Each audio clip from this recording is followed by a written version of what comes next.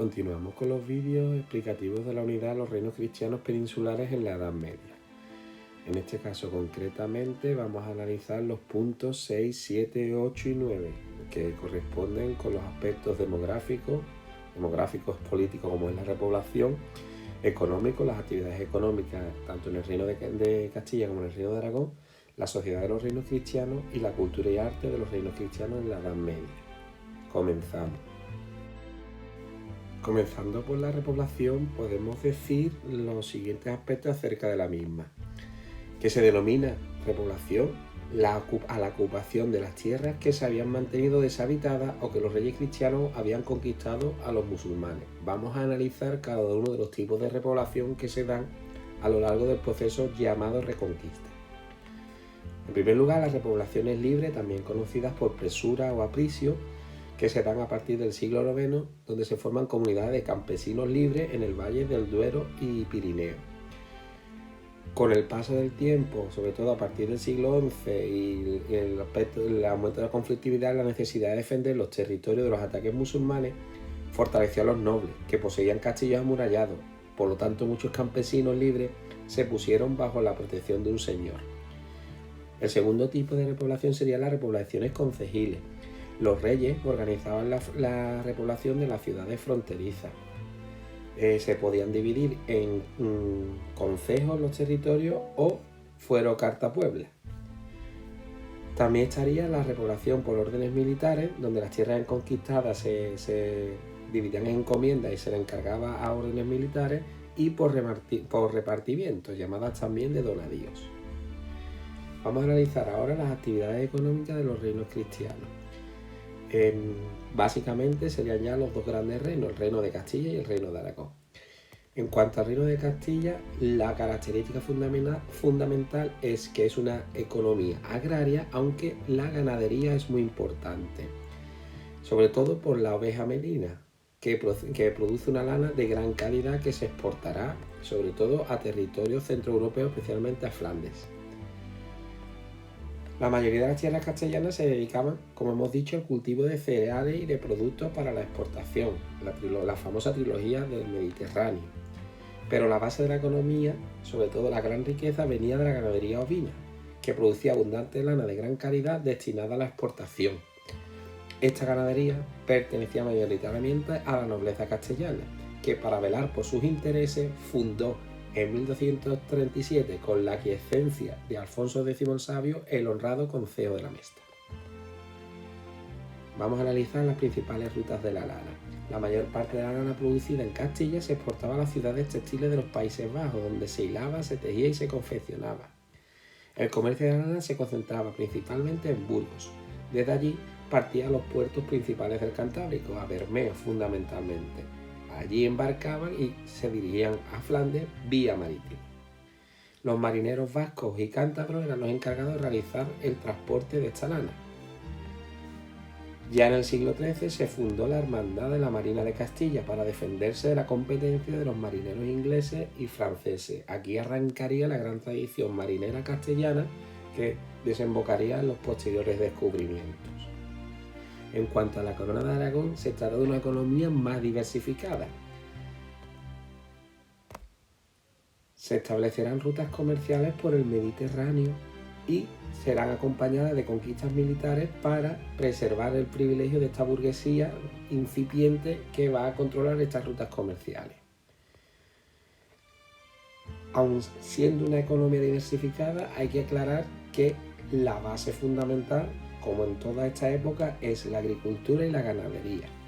En las tierras aragonesas tenía un importante papel también la ganadería ovina, sin llegar a la importancia de la castellana. También eran muy importantes las ricas huertas valencianas y la agricultura de regadío, que eran muy prósperas. En muchas ciudades se desarrollaron actividades artesanales y manufactureras estimuladas por el comercio marítimo. Aquí radica la gran diferencia con la economía castellana. Vamos a analizar las principales rutas comerciales por el Mediterráneo. Desde el siglo XIII al XV, la corona de Aragón desarrolló un comercio floreciente por todo el mar Mediterráneo y en menor escala con Flandes, que estaba ocupada por la marina castellana. Las rutas más frecuentes se dirigían hacia Cerdeña y Sicilia para alcanzar el mar Egeo y así contactar con el Imperio Bizantino en el norte de África y posteriores caminos hacia Asia. Los barcos salían cargados con tejidos, aceite, instrumentos, armas de hierro, etcétera, una gran variedad y diversidad, y se importaba sobre todo materias primas. Para defender los intereses de los comerciantes de la Corona de Aragón, en los puertos principales se crearon los famosos consulados de mar. Todas estas rutas comerciales fueron acompañadas de conquistas militares. Vamos a analizarlas. Por ejemplo, se van a centrar en primer lugar en las Baleares, Cerdeña y Sicilia. Ya posteriormente, casi tocando el siglo XV, justo a mitad del siglo XV, se tomaría el Reino de Nápoles en 1443.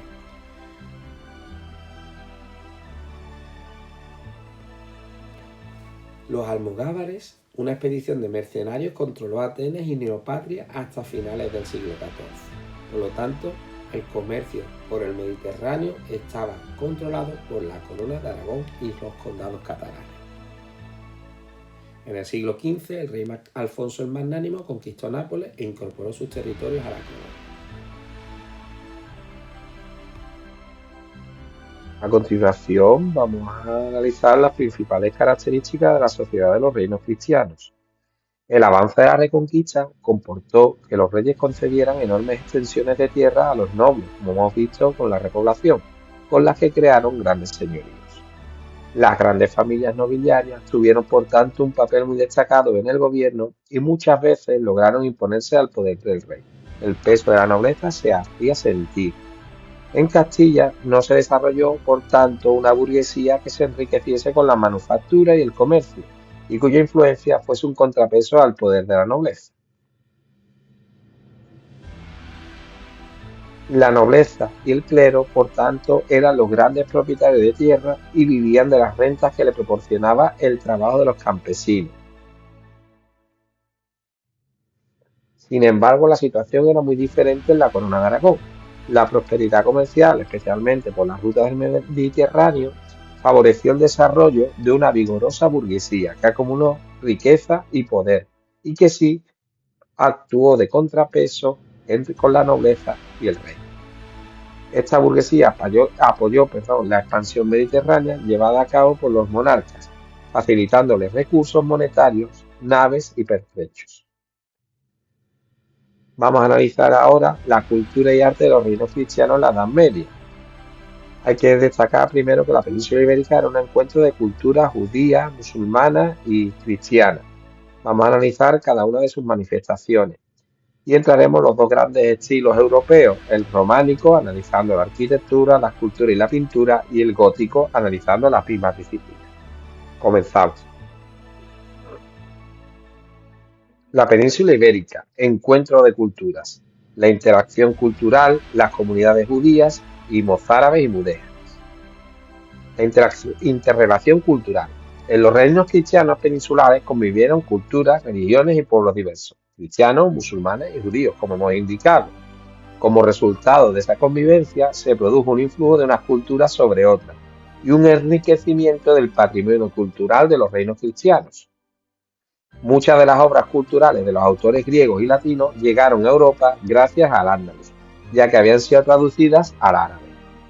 En la España cristiana se crearon escuelas de traductores, la más destacada la creada por Alfonso X el Sabio, la Escuela de Traductores de Toledo.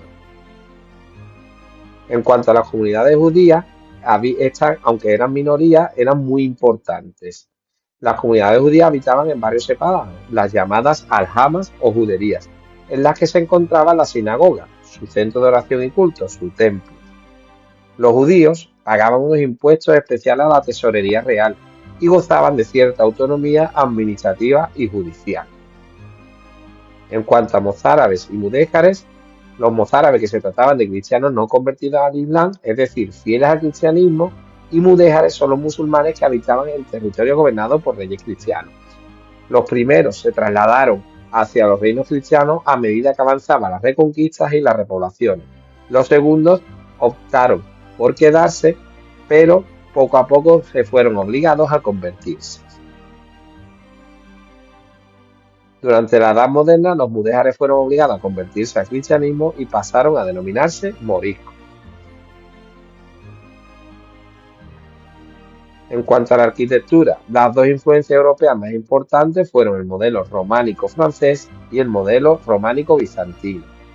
Edificios románicos importantes en los reinos de León y Castilla son las catedrales de Santiago de Compostela, Zamora y Salamanca.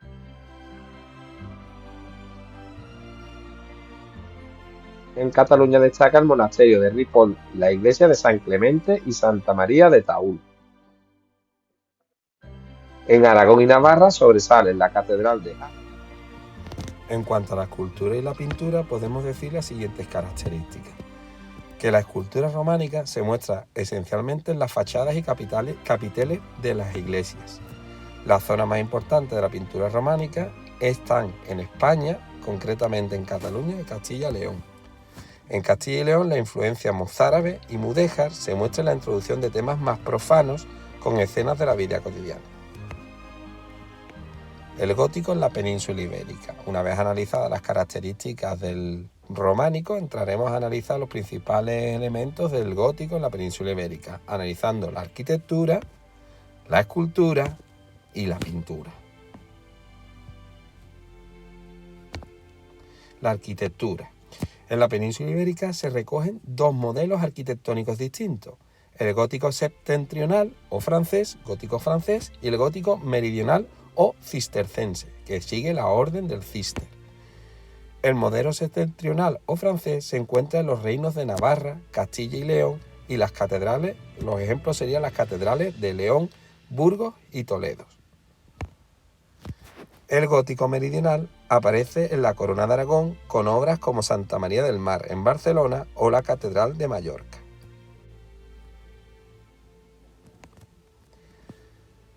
En cuanto a la escultura, podemos decir que la escultura gótica hispánica tuvo un gran desarrollo. En los siglos XIV y XV se acentuó el sentido decorativo, como se ve en el sepulcro de don Alfonso de Gil de Siloé. En la Corona de Aragón sobresalieron Aloy de Montbray y Guillem de Sagarra, además de Pere Joan. Por último, analizaremos las principales características de la pintura. Durante el siglo XIII, la pintura gótica estuvo dominada en Castilla y León por el arte de la miniatura. A partir del siglo XIV, en la Corona de Aragón se convirtió en un gran centro de pintura, recibiendo así las primeras influencias de la pintura italiana del Trecento italiano y en el siglo XV de la pintura flamenca.